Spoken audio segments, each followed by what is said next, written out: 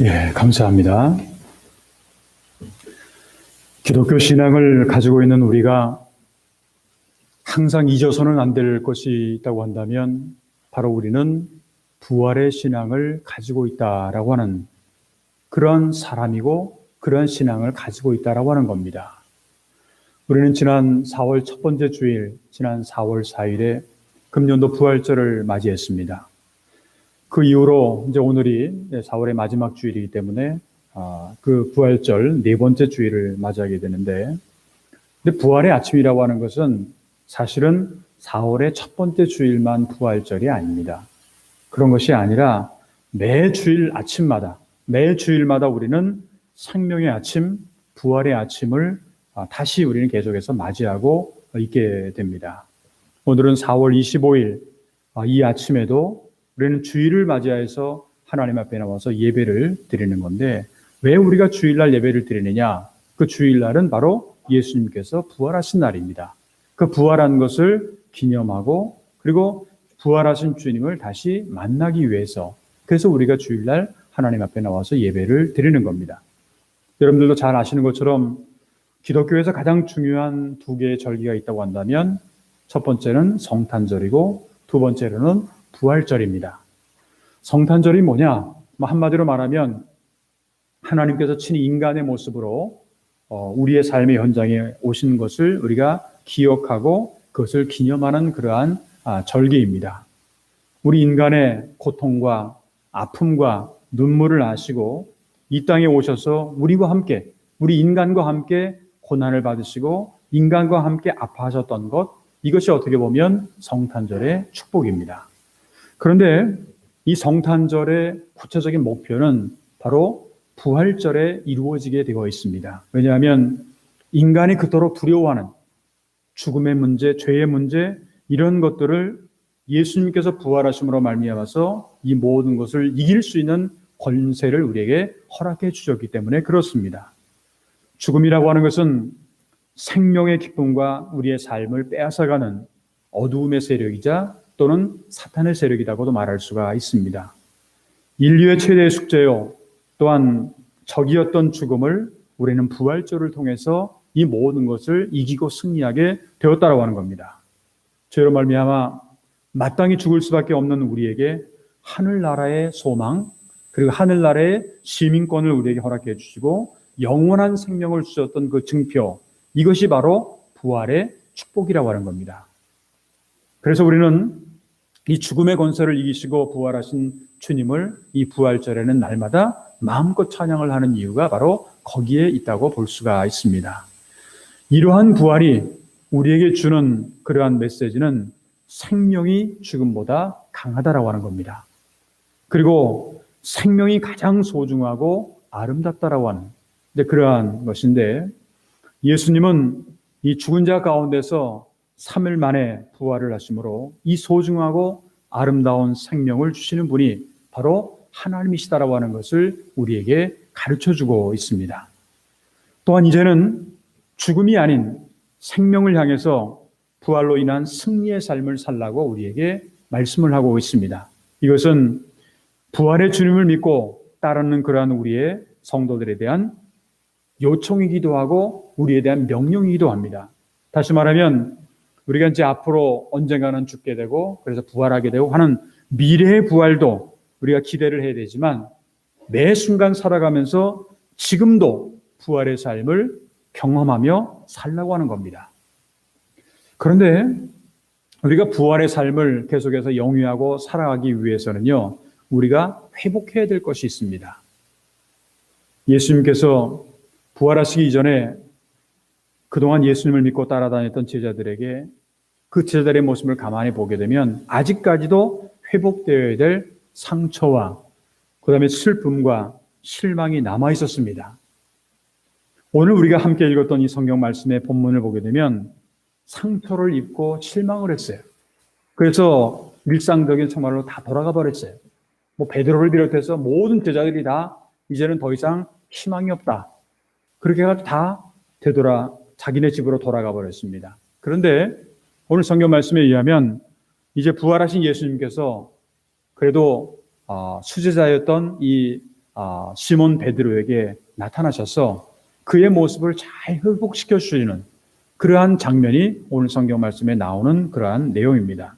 그래서 오늘 저는 여러분들에게 이 부활의 신앙도 우리에게 중요하지만 그것으로 인해서 우리가 어떠한 면들이 회복되어야 될까 하는 것들에 대해서 이제 말씀을 드리려고 하는데, 회복이라고 하는 것은 지금 코로나19로 인해서 감염이 이제 확대가 되고 있는 그러한 상황, 이것으로 인해서 뭐 일본, 한국뿐만 아니라 전 세계가 지금 고통을 받고 있는 그러한 가운데에서 어떻게 보면 가장 필요한 것이 바로 회복이 아닐까 하는 생각이 들고, 뿐만 아니라 금년도 우리 교회 표어 중에 하나가 이 회복이라고 하는 그러한 단어입니다. 주님의 치유와 회복을 체험하는 교회. 부활의 신앙을 통해서 우리가 어떠한 것들을 회복해야 될 것인가 하는 것들을 구체적으로 우리가 체험을 해야 되는데, 그 내용들이 과연 무엇일까라고 하는 것이죠. 그래서 오늘은 부활절 네 번째 주일을 우리가 맞이하면서 예수님의 부활 후에 제자들뿐만 아니라 오늘 이 시대를 살아가고 있는 우리들에게 회복되어야 될 것, 이것이 어떠한 것들이 있는가에 대해서 함께 생각해 보면서 오늘은 부활의 신앙과 회복이라고 하는 그런 제목으로 말씀을 드리고자 합니다. 그러면 부활의 신앙을 가지고 있는 우리가 정말 회복해야 될 것, 이것들은 구체적으로 어떠한 것들이 있을까 하는 것에 대해서 몇 가지로 나눠서 말씀을 드린다고 한다면, 먼저 부활의 신앙을 가지고 있는 우리는 이 세상의 모든 절망과 좌절과 슬픔과 두려움으로부터 우리가 회복되어야 된다라고 하는 겁니다. 예수님께서 십자가에 못 박혀 돌아가신 후에 제자들은 지금까지 믿고 따라왔던 예수님이 그렇게 십자가상에서 아무런 힘도 발휘하지 못하고 비참하게 돌아갔을 줄은 사실은 생각을 못했습니다. 사실 예수님은 늘 그런 말씀을 하셨음에도 불구하고 설마 그럴 리가 있을까 하면서 생각을 계속해서 해왔는데, 나중에 그렇게 되다 보니까 이게 모든 실망, 좌절, 뭐 여기에는 뭐 어떻게 말로 표현할 수 없는 그러한 절망감, 불안감, 좌절감, 슬픔, 이러한 것들 때문에 모두 다 흩어져 버렸습니다. 그리고 그들은 어떤 생활을 하느냐? 늘 두려움 가운데 생활을 하게 됩니다. 요즘 우리가 살아가고 있는 현실 가운데서도 정말 너무나도 많은 사람들이 코로나19로 인해서 불안하기도 하고 좌절, 절망 가운데 살아가고 있습니다. 그래도 이제 일본이나 한국 같은 경우에는 의료 면에서 어느 정도 이제 수준이 있다고 그렇게 볼 수가 있지만, 여러분들이 아마 매스미디어를 통해서 잘 아시리라고 생각을 하는데, 제 친구가 이제 한 명이 선교사로 이제 인도에서 선교를 하는 친구가 있는데, 아마 선교사가 거기에 있다 보니까, 친구가 있다 보니까 관심이 좀 많게 돼서 어떤 기사가 나오게 되면 그걸 이제 읽어보게 되는데, 최근에 여러분들도 아시겠습니다만 하루에 거기 아마 힌두교의 무슨 아마 무슨 마칠이라고 하나요? 무슨 절기가 있어서 거기에서 거기에 참여하는 사람들이 강에 들어가가지고 막 미역 감기도 하고 막 그렇게 하는 그런 모습 가운데 한 30만 명 이상의 그것도 하루에 코로나 감염자가 생기게 됐고, 하루에도 뭐 수천 명이 이제 목숨을 잃게 되는 그러한 그 기사를 읽은 적이 있습니다.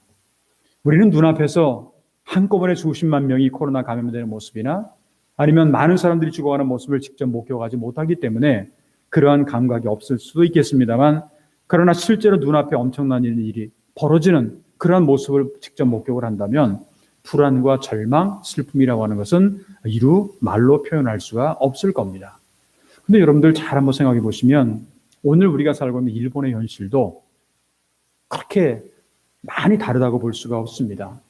최근에 여러분들이 며칠 동안 계속 이어진 감염자들의 숫자가 지금 일본만 하더라도 5천 명이 넘습니다. 어제도 그랬고 그 전날도 그랬고 그 전날도 5천 명이 넘고 있는, 그러다 보니까 이제 오늘부터 정부에서는 긴급사태 선언을 발령을 해서 5월 11일까지 그렇게 이제 발령을 하게 되는데, 가장 심각한 지역이 사실은 우리가 살고 있는 오사카입니다. 이 오사카는 벌써 이미 의료 붕괴가 되고, 그래서 그러다 보니까 많은 사람들이 불안해하게 되고 절망하게 되고 두려움 가운데 살아가게 되는 그러한 그 모습을 볼 수가 있는데, 성경에 보면 부활하신 주님은 안식일이 지난 첫 번째 날, 오늘날로 말하면 이제 우리식으로 말하면 주일날이죠. 주일날 내 제자들이 모여서 두려움에 떨고 있는 그런 자리에 예수님께서 찾아오시게 됩니다. 그분은 부활하신 주님이 찾아오시게 되는데, 요한복음 20장 19절을 보게 되면 이날 곧 안식구 첫날 저녁 때에 제자들이 유대인들을 두려워하여 모인 곳의 문을 닫았더니 예수께서 오사 가운데서 이르시되 너희에게 평강이 있을지어다. 그렇게 말씀하셨어요. 지금 자기들은 어떻게 보면 예수님이 그렇게 아주 비참한 모습을 가운데 돌아가셨지 않습니까? 불과 며칠이 안 됐잖아요.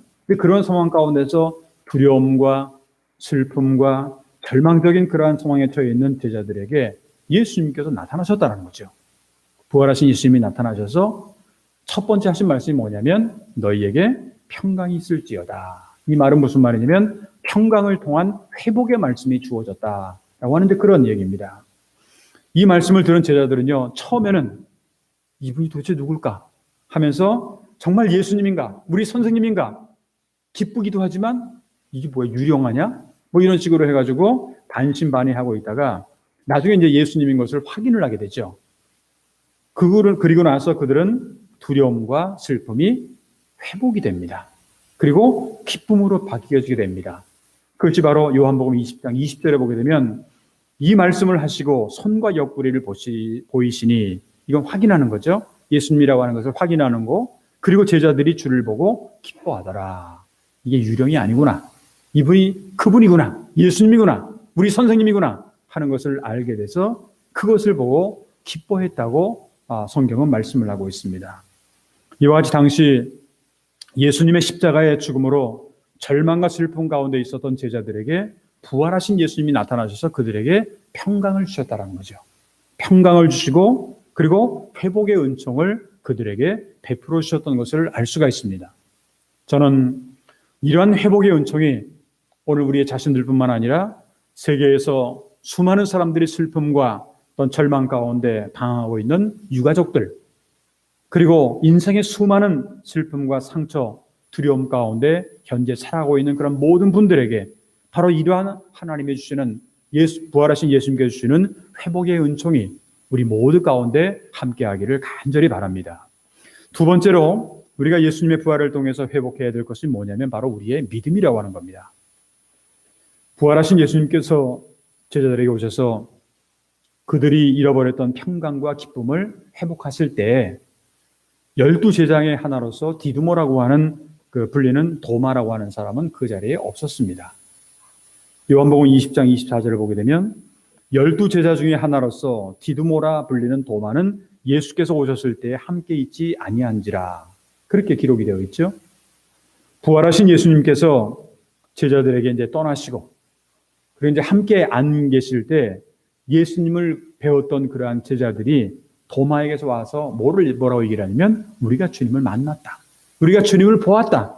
그렇게 얘기를 하자 이 도마가 우리가 잘 알고 있는 의심 많은 도마죠. 도마가 어떤 얘기를 대답을 하냐면 요한복음 20장 25절에 보게 되면 다른 제자들이 그에게 이르되 우리가 주를 보았노라 하니 도마가 이르되 내가 그의 손에 못자국을 보며 내 손가락을 그 못자국에 넣으며 내 손을 그 옆구리에 넣어보지 않고는 믿지 아니하겠노라.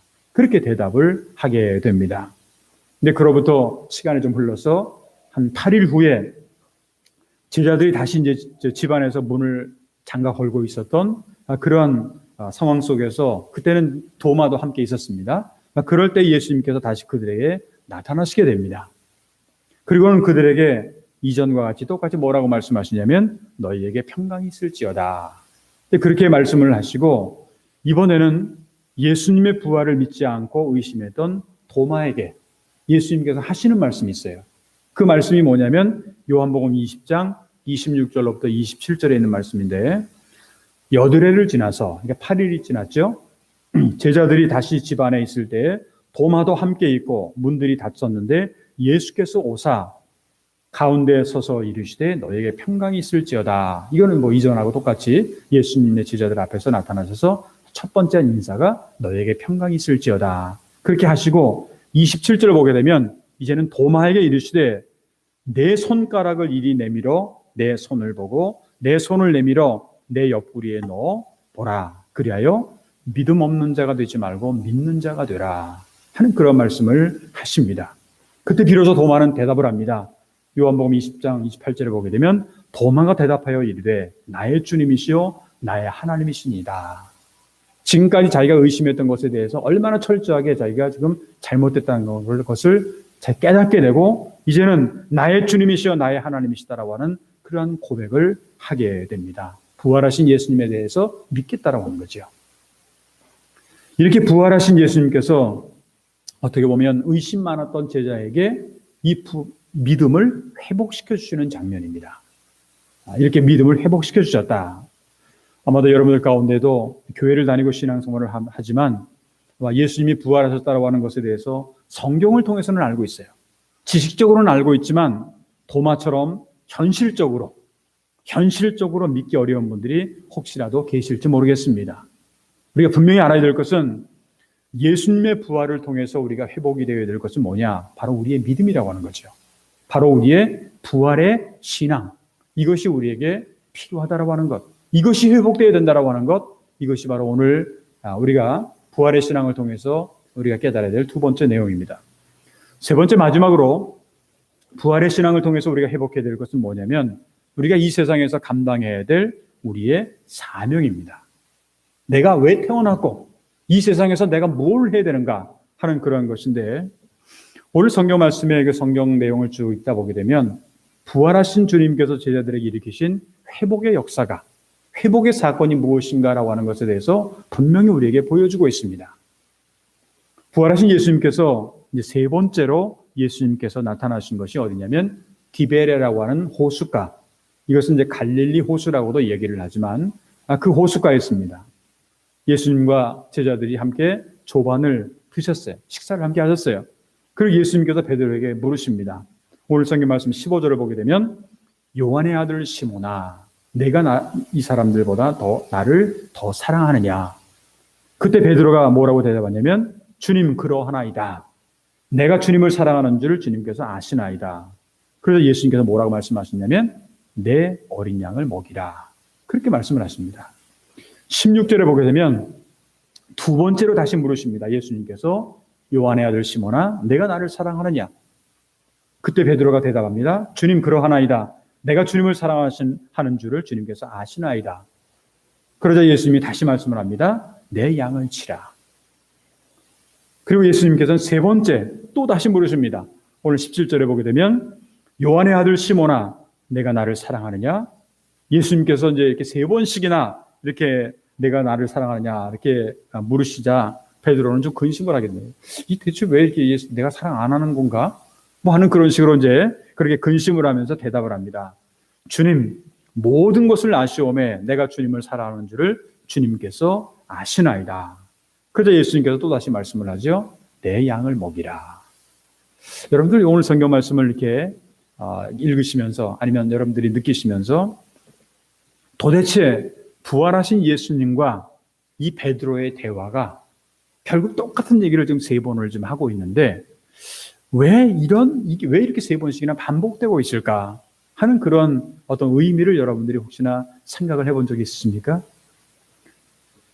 사실은요, 예수님께서 베드로에게 당신을 사랑하는지 세 번씩이나 물으신 것은요, 그러하여금 예수님에 대한 사랑을 세 번씩이나 고백하게 하기 위한 그러한 의도가 있었고, 또한 그것은 아마도 십자가에 못 박혀 돌아가시는 그러한 예수님을 세 번씩이나 나는 모른다고 했던 그런 지난날의 그 모습을 뼈저리게 깨닫도록 그렇게 생각하게 한 것도 아닌가 하는 그런 생각도 하게 됩니다.